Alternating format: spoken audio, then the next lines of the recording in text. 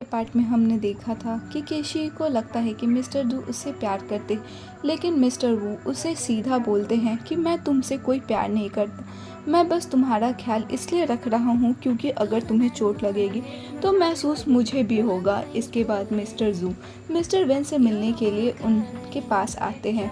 वो उनसे बोलते हैं कि वो हेज ग्रुप पर पूरा कंट्रोल चाहते हैं। मिस्टर जू याद दिलाते हैं कि कैसे सबने मिलकर के मिस्टर वेन की मां को बोर्ड ऑफ डायरेक्टर से हटा दिया था। अब मिस्टर जू सारे शेयर्स को खरीदना चाहते हैं। फिर हमें मिस्टर वू को दिखाया जाता है जिनके सेक्रेटरी उन्हें बताते हैं कि उनका भाई मिस्टर वेन मिस्टर जू से मिलने गया है और सारे शेयर्स डील कर रहा है। मिस्टर वू ये सुनकर के थोड़ा टेंशन में आ जाते हैं। अगले सीन में हमें जूनियो को वॉशरूम में दिखाया जाता है और केसी उसकी सेफ्टी के लिए वॉशरूम के बाहर खड़ी होती है। एक बच्चा स्केटबोर्ड चलाते हुए उसके पैर पे चढ़ जाता है। तभी केशी को याद आता है कि इसका असर जूनियो पर भी ज़रूर पड़ा होगा। फिर वो जल्दी से वॉशरूम के अंदर आ जाती है और इतनी देर में जूनियो का दोस्त भी वहाँ आ जाता है, जो उन दोनों को साथ में देख कर के थोड़ा ऑकवर्ड हो जाता है और वॉशरूम से बाहर निकल जाता है। फिर हमें केशी को दिखाया जाता है जो अपने घर पे अपने दोस्त की बर्थडे पार्टी में आती है, जहां उसकी दोस्त यूंजू एक मैच भी जीत चुकी थी, लेकिन वो सेलिब्रेशन का हिस्सा नहीं बनती। केसी के फ्रेंड्स यूंजू से पूछते हैं कि वो इतनी चुप चुप क्यों है, लेकिन वो कोई भी जवाब नहीं देती और अपने घर रूम में चली जाती है। जो जब अपने रूम में आती है तो उसे कुछ याद आता है कि जब वो मैच खेल रही थी तो उसे ब्लैक ड्रैगन टीम में ज्वाइन करने के लिए ऑफर देने के लिए एक आदमी आया होता है और वो उसे प्रॉमिस करता है कि उसे एक स्पेशल अपार्टमेंट और एक पर्सनल असिस्टेंट भी देगा। सुबह जॉगिंग के लिए केशी अपने दोस्त के साथ आती है। उसकी दोस्त केशी के हाथ में एक ब्रेसलेट देखती है। दोस्त पूछती है, ये तो तुमने यूंजू को दिया था ना? केशी जवाब देती है, उसने मुझे वापस दे दिया। केशी फिर अपने दोस्त से कॉइन मांगती है और उसे बोलती है कि मैं इस पॉन्ड में फेंक करके एक विश मांगना चाहती, कि किसी के पास कॉइन नहीं होता तो केशी अपने ब्रेसलेट को निकाल करके पॉन्ड में डाल देती है क्योंकि ये गुड लक की निशानी होती है। फिर हम जूनियो के दोस्त को देखते हैं जो उसे पॉन्ड के बारे में बता रहा होता है कि ये पॉन्ड सारे विश को फुलफिल करता है। बताता है कि उसकी एक्स गर्लफ्रेंड ने भी यहाँ विश मांगी थी। जूनियो को विश्वास नहीं होता, लेकिन उसका दोस्त एक कॉइन डालता है। तभी उसकी नज़र उस ब्रेसलेट पे पड़ती है जो केशी ने पॉन्ड में डाला था। उसका दोस्त पॉन्ड से ब्रेसलेट निकाल लेता है और जूनियो को दिखाता है, ये वही ब्रेसलेट है जो उसे मरते हुए एक लड़की ने बचाया था तो उसे दिया था। ये बात केशी मिस्टर जू के घर आती है क्योंकि वो उन्हें ऑफिस ले जाना चाहती थी, लेकिन वो 3 सेकंड लेट होती है और मिस्टर जू को पकड़ करके बोलती है, मैं बस 3 सेकंड ही लेट हूँ तो मुझे प्लीज़ डिसमिस मत करें।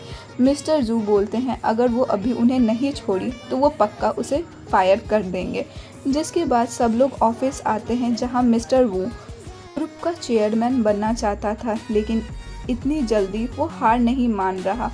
उसे मिलने के लिए आता है और कहता है, हेज ग्रुप का चेयरमैन बनना चाहता हूँ, लेकिन इतनी जल्दी मैं चेयरमैन तुम्हें बनने नहीं दूंगा, मैं सब शेयर होल्डर को अपने साथ कर लूँगा। लेकिन जूनियो उसकी बात को इग्नोर मारता है और उसे वहाँ से जाने के लिए बोलता है। बाद में सब लोग कैफेटेरिया में खाना खा रहे होते हैं जहाँ केशी का दोस्त जियान भी आता है। वो केशी से पूछता है, तुम यहाँ क्या कर रही हो? जिस पर केशी कहती है, मैं जीनियो की असिस्टेंट हूँ। शियन उससे और सवाल पूछता है, तभी केशी उस पर पानी फेंक देती है और कहती है, तुम कौन होते हो सब कुछ पूछने वाले? उसके बाद वो उसे वहाँ से ले जाती है और कहती है, मैं नहीं चाहती कि मेरी असली आइडेंटिटी बाहर आए क्योंकि मैं बॉक्सिंग टीम के कोच की बेटी हूँ। फिर हमें जूनियो को उसके साथ उसके ऑफिस में दिखाया जाता है। जूनियो का दोस्त बोलता है कि जो लड़का केशी से मिलने आया था वो शायद उसका एक्स था, क्योंकि तुमने देखा नहीं कि केशी का कैसा रिएक्शन था। जिस पर जूनियो कहता है, ऑफिस में बहुत सारे लोग काम करते हैं, सबकी पर्सनल लाइफ के बारे में जान करके मेरा फ़ायदा क्या होगा।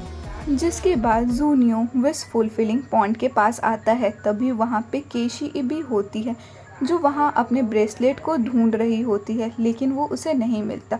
तो वो एक कॉइन लेती है और प्रे करती है कि बस एक बार उसे वो ब्रेसलेट मिल जाए तो वो उसे कभी नहीं खोएगी। वो विश कर रही होती है तभी जूनियो दूसरी तरफ से ब्रेसलेट को फेंक देता है।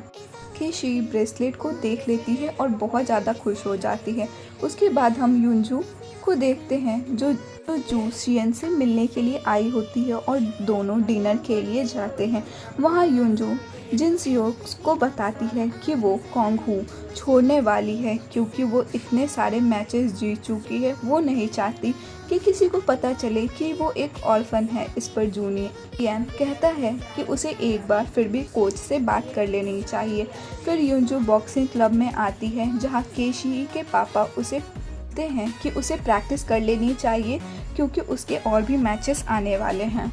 युनजू मना कर देती है जिस पर उसके पापा और कोच बोलते हैं कि उसे अपोनेंट बन करके उससे लड़ेंगे। फिर युनजू उनसे लड़ने के लिए तैयार हो जाती है। फिर दोनों बॉक्सिंग रिंग में आते हैं जहां युनजू अपनी बॉक्सिंग प्रैक्टिस कर रही होती है। जानबूझ करके अपने कोच को जिता देती है। प्रैक्टिस के बाद आज सब लोग घर आ जाते हैं जहाँ केसी युनजू को थैंक यू बोलती है क्योंकि उसने आज उसके पापा को जानबूझ कर के जीतने दिया।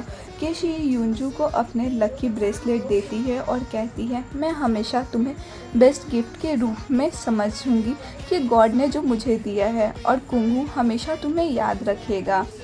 आगे क्या होगा, क्या युनजू सच में कुंगू छोड़ देगी और क्या जूनियो केशी से लाइफ में कभी प्यार कर पाएगा? आगे की कहानी के लिए हमारे चैनल को सब्सक्राइब करें और कमेंट करना ना भूलें। Till then stay safe and keep watching.